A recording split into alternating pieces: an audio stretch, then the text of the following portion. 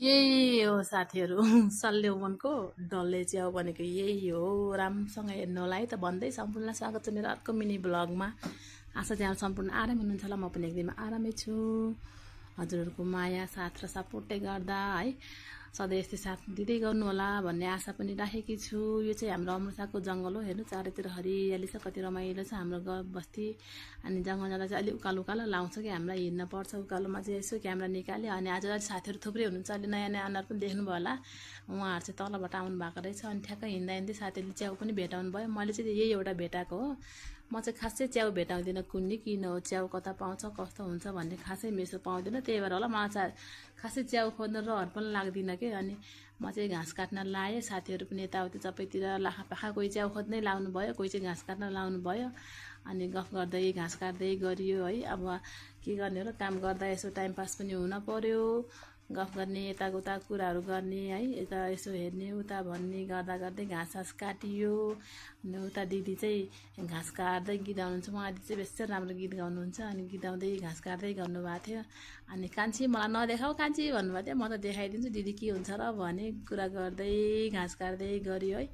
अनि घाँस पनि लगभग पुग्यो, सबैले भारी हाल्नै लाग्नु भएको थियो। अनि म पनि भारी हाल्छु भनेर लागेँ। मलाई फेरि खासै अझैसम्म पनि मेसो पाएको छैन कि, उहाँहरू जत्तिकै छिटो गर्न सक्दिनँ। अनि म चाहिँ अलिक छिटै भारी हाल्न लाएँ। कोहीले चाहिँ भारी बोकेर राख्न ल्याउनु भएको रहेछ। दिदीहरूसँग कुरा गर्दै घाँसको भारी पनि हालेँ है। यस्तै त हो नि गाउँले जीवन। अनि मेलापात गऱ्यो, घाँसपात जङ्गल गयो। ल अब घाँस पालो बोक्ने भनेर हामी चाहिँ एकअर्कालाई भारी बोकाउँदै हिँड्यो है। अनि उहाँहरू दिदीहरू चाहिँ एकअर्कालाई बोकाइदिनु भयो। म चाहिँ मेरो पालो कतिखेर आउँछ भनेर पर्खिरहेको थिएँ। अनि ठ्याक्कै मेरो पालो पनि आयो। अनि उहाँहरूले चाहिँ दिदीहरूले मलाई बोकाइदिनु भयो। यस्तै हो हाम्रो गाउँले जिन्दगी साथीहरू, मेलापात गर्दै बित्छ एकअर्कासँग हाँसी खुसीहरू। घाँस काट्न आएको पनि आधा दिन भइसकेछ, अब त घर जाने भनेर सबै साथीहरू घरतिर लाग्यो है। भारी सारी बोक्यो, आउँदा आउँदै अलिक थकाइ लाग्यो जस्तो भयो, एकछिन बस्ने पो भनेर हामी त्यो रातमा डाँडामा बस्ने ठाउँमा बस्यौँ। त्यसपछि एकछिन बसेर कुराकानी हाँसो रमाइलो गरेर फेरि घाँसको भारी बोकेर हामी चाहिँ घरतिर लाग्यो है।